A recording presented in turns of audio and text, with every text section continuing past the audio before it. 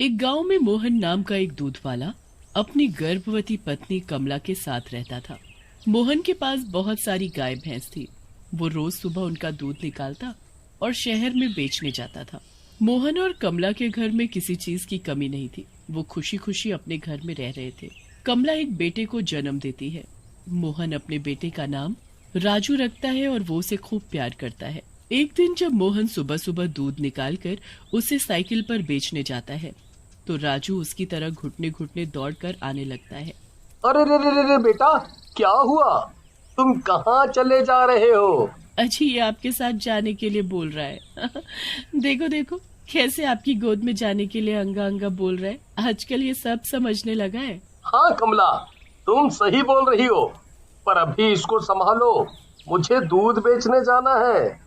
धीरे धीरे राजू 7 साल का हो जाता है। अब तो वो भी अपने पापा की साइकिल पर बैठकर कभी कभी गांव के चक्कर लगाने जाता है।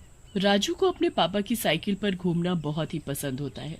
वो अपने पापा को तब तक दूध बेचने नहीं जाने देता था जब तक वो उसे साइकिल पर घुमा नहीं लाते थे।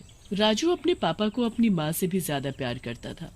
एक दिन जब राजू सुबह सुबह मोहन के साथ जाने की जिद करने लगता है तो कमला बोलती है, ये लड़का तो जरा भी मेरे पास नहीं रहता, इसे तो बस हर वक्त आप ही चाहिए। अरे तो तुम इसे थोड़ा कम डांटा करो, फिर ये तुम्हारे साथ भी जाएगा।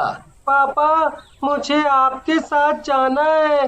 पापा, मुझे भी साथ ले चलो ना। अरे नहीं बेटा, मैं तो शहर जा रहा हूँ, वहाँ तुम कैसे जा सकते हो?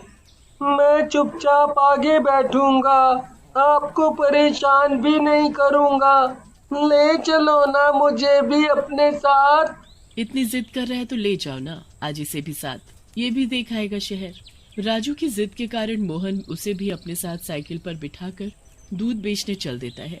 राजू को तो साइकिल पर बैठना वैसे ही बहुत पसंद होता है और उस दिन तो वो शहर जा रहा होता है, इसलिए उसकी खुशी का कोई ठिकाना ही नहीं होता। वो रास्ते में आसपास के पेड़ पौधे बड़े बड़े घर और बाजार देखते हुए जा रहा होता है कि अचानक सामने से एक गाड़ी आ जाती है। गाड़ी बड़ी ही स्पीड में होती है। मोहन अपनी साइकिल को दूसरी साइड मोड़ने की कोशिश करता है पर गाड़ी में बैठे लोग मोहन की परवाह न करते हुए गाड़ी स्पीड में लेकर आगे निकल जाते हैं। मोहन और उसका बेटा राजू उस गाड़ी से कुचल जाते हैं और पूरी सड़क पर दूध ही दूध फैल जाता है। राजू, राजू मेरा बच्चा, मुझे बचा लो पापा, मुझे बचा लो। मोहन की आंखों के सामने उसका बेटा खून में लथपथ होता है पर वो कुछ नहीं कर पा रहा होता।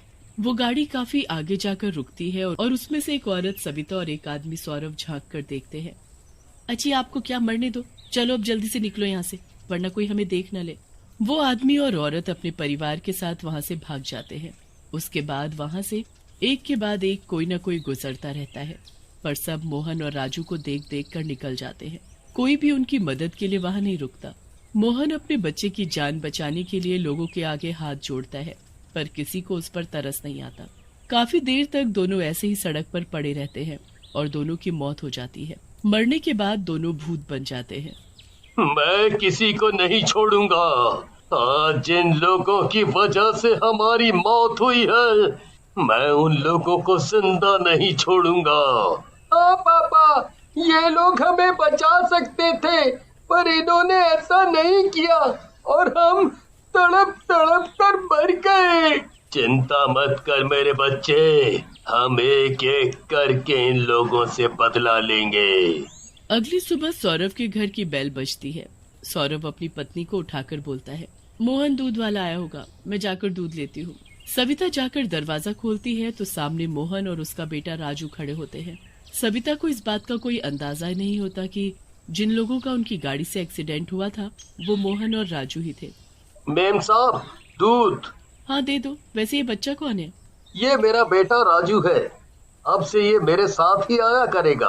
अच्छा अच्छा ठीक है, मैं अभी पैसे लेकर आती हूँ, तब तक तुम इस पतीले में दूध डाल दो। सविता मोहन को पतीला देकर अंदर से दूध के पैसे लेने जाती है पर जब वो वापस आती है तो वहाँ न मोहन होता है न राजू, बस जमीन पर दूध से भरा पतीला रखा होता है। अरे ये मोहन पतीला ऐसे नीचे रखकर क्यों चला गया और दूध के पैसे भी नहीं लेकर गया? अजीब बात है। सविता दूध को ले जाकर रसोई में रख देती है सुबह जब सौरभ ऑफिस और उसके दोनों बच्चे स्कूल के लिए तैयार होकर टेबल पर नाश्ता करने बैठते हैं तो सविता सबके लिए एक एक गिलास दूध लेकर आती है। सब अपना अपना गिलास उठाकर दूध पीने लगते हैं। तभी उन्हें बहुत अजीब स्वाद लगता है और वो सब बुरी तरह उल्टी करने लगते हैं और उनके मुंह से खून ही खून निकल रहा होता है। सारा दूध मुंह से बाहर निकाल देते हैं। जैसे वो दूध बाहर निकालते हैं सबकी आंखें फटी की फटी रह जाती हैं। सबके गिलास में दूध की जगह खून होता है। हे भगवान, मैंने तो अभी अभी सबको दूध ही दिया था, तो ये खून में कैसे बदल गया? और ये तुम सबको खून की उल्टियां क्यों हो रही हैं? थोड़ी देर में अचानक सब ठीक हो जाते हैं, पर उसी रात मोहन का भूत और राजू का भूत सविता के घर की फिर से बेल बजाते हैं। सविता बेल की आवाज सुनकर ही डर जाती है। इतनी रात को कौन हो सकता है? वो डरते डरते जाकर दरवाजा खोलती है तो दरवाजे पर कोई नहीं होता।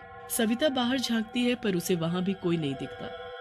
फिर वो दरवाजा बंद करके पीछे मुड़ती ही है कि मोहन और राजू का भूत दूध लेकर सविता के सामने खड़े होते हैं। उनको देखकर सविता की चीख निकल पड़ती है। मेम साहब, दूध ले लो, दूध ले लो मेम साहब। नहीं नहीं, जाओ यहाँ से, भागो भागो, दूर हटो मुझसे। सविता वहाँ से भागने लगती है, पर वो जहाँ भी जाती है वो भूत उसके सामने आ खड़ा हो जाता है। सविता बड़ी मुश्किलों से अपने कमरे तक पहुँचती है और अपने पति सौरभ को उठाती है। अजी उठो, जल्दी उठो, वो भूत है वहाँ। क्या हुआ सविता? क्यों मेरी नींद खराब कर रही हो? आपको नींद की पड़ी है और यहाँ मेरी डर के मारे हालत खराब है। नीचे भूत है, भूत। क्या बेकार की बातें कर रही हो सविता? चलो सो जाओ। सविता बहुत कोशिश करती है पर सौरभ नहीं उठता। सविता हार कर वहीं बगल में कंबल ओढ़कर सो जाती है। अगले दिन ऐसे ही निकल जाता है, पर फिर जब रात को सौरभ अपने कमरे में बैठा देर रात तक काम कर रहा होता है, तभी कोई दरवाजा खोलता है। सविता, तुम दूध ले आई? चलो इसे यहाँ टेबल पर रख दो। थोड़ी देर हो जाती है पर कोई गिलास को टेबल पर नहीं रखता। सौरभ गुस्से से ऊपर देखता है तो सामने भूत होता है। भूत! दूध पी लो अंकल, दूध पी लो ना। नहीं नहीं, जाओ जाओ यहाँ से, दूर हटो, दूर हटो, जाओ यहाँ से। दूध तो आपको पीना ही पड़ेगा। बचाओ बचाओ बचाओ, मुझे इस भूत से बचाओ। सविता सविता, तुम कहाँ हो? जल्दी आओ। सौरभ की आवाज सुनकर सविता वहाँ दौड़ती हुई आती है, पर उसके आने से पहले ही भूतिया बच्चा वहाँ से गायब हो जाता है और पूरे कमरे में दूध ही दूध होता है। वो मैंने अभी एक भूतिया बच्चा देखा सविता। मैं सच बोल रहा हूँ, वो अभी यहीं था, यहीं। मैंने तो आपको कहा ही था, और ये देखो पूरे कमरे में दूध ही दूध। उस कमरे में दूध ही दूध भरने लगता है। दोनों वहाँ से जल्दी से बच्चों के कमरे में भागते हैं तो वहाँ भी दूध ही दूध भरा होता है। वो दोनों बच्चों को लेकर बाहर आते हैं। पूरा घर दूध में डूब रहा होता है और दोनों भूत उनके सामने खड़े हंस रहे होते हैं। अब तुम लोगों को कोई नहीं बचा पाएगा। जैसे मैं मरा था वैसे ही तुम्हारे बच्चे भी तड़प तड़प कर मरेंगे। हमने तुमको मारा? हाँ तुमने।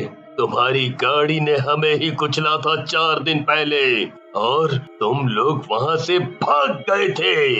हमको मारते वक्त तुम लोगों को डर नहीं लगा और बचाते वक्त डर लग रहा था। आपके भी बच्चे हैं, फिर भी आपने एक बच्चे को मरने के लिए छोड़ दिया। हमें बस एक मौका दे दो। हम कैसे यकीन करें कि तुम ऐसा करोगे? नहीं, तुमको तो मरना ही होगा।